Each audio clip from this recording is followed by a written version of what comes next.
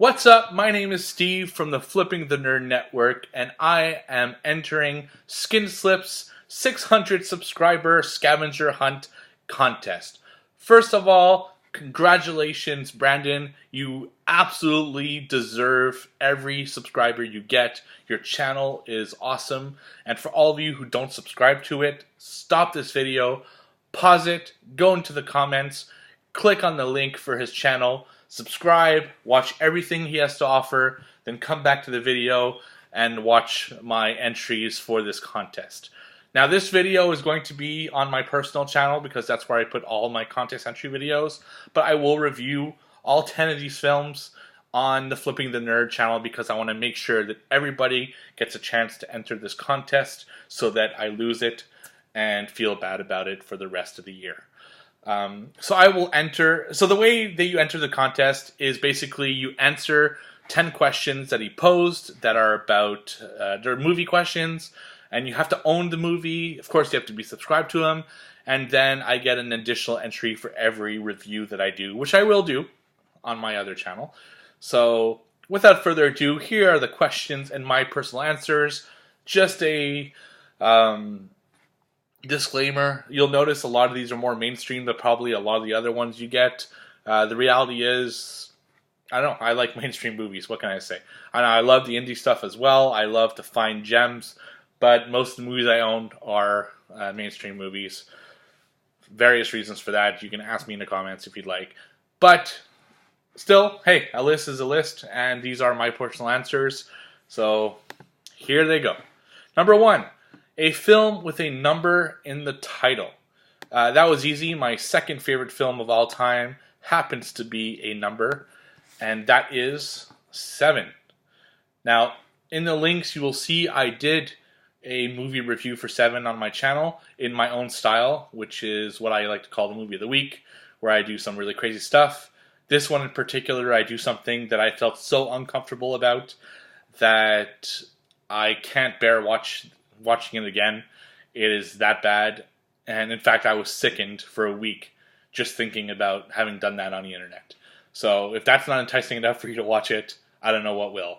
7 is an amazing movie directed by David Fincher, starring Brad Pitt and Morgan Freeman. I absolutely love David Fincher. I mean, especially Fight Club and 7, his two biggest movies, I guess. This one's like, you can see it's damaged because I watch it so much. It's just such a dark and cool concept. I really, really enjoyed it. And if you've probably seen it. I mean, who am I kidding? If you haven't seen it, stop this video, go watch all of Skinslip's videos, then watch 7, then come back and watch this. So that is this is my number in the title movie. As for a film with the color in the title, I am not a crier. I respect people who do. I just personally, I don't cry. I just can't, I don't know. It's just not something I do. Twice in my adult life. So I'm discounting when I was a baby because that's just normal.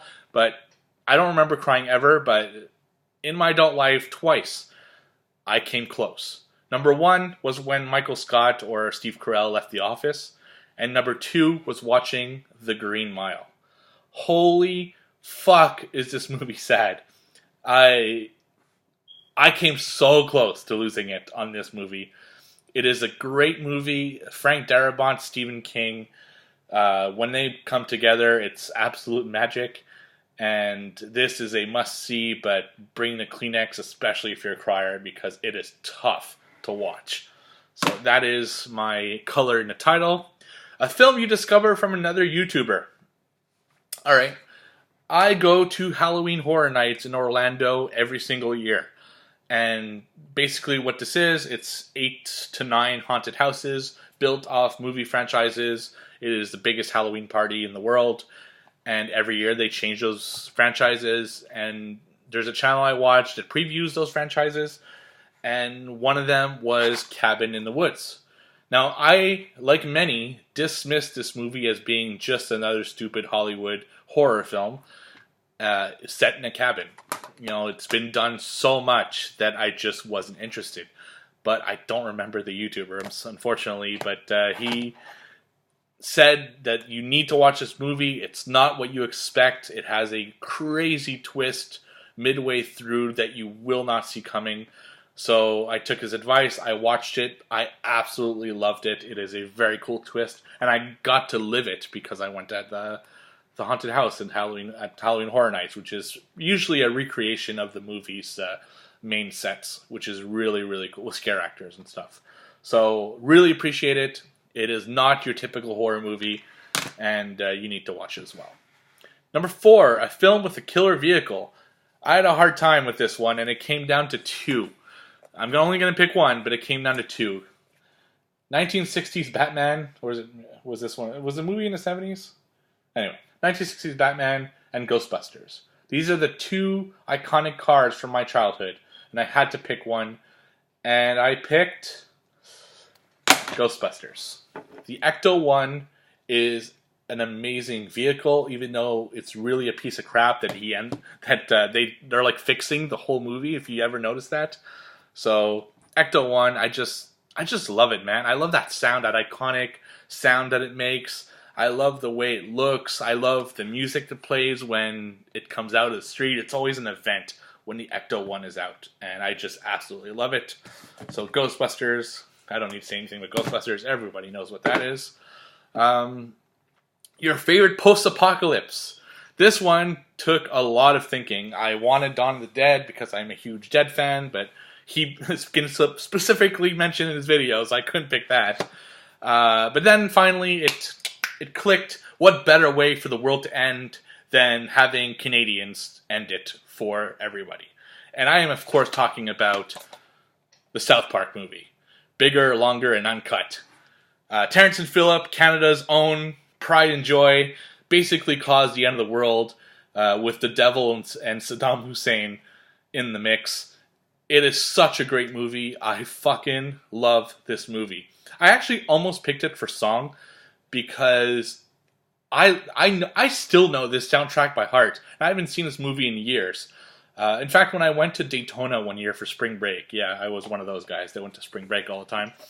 The guy sitting next to me in the bus, and that's a 29-hour ride from Daytona to Montreal, listened to this soundtrack on repeat for the entire 29 hours. And you know what? I didn't really mind. It is just so fucking funny. I mean, my favorite's Uncle Fucker. I mean, how can you not like that song? Just an amazing soundtrack, an amazing movie, and by far my favorite Apocalypse because us Canadians destroyed the earth, eh? What a boot those Americans that don't like the Canadians, eh? And of course, nominated Best Song for Blame Canada, which Robin Williams sang. Awesome. Number 6, a slasher film without a franchise or sequel.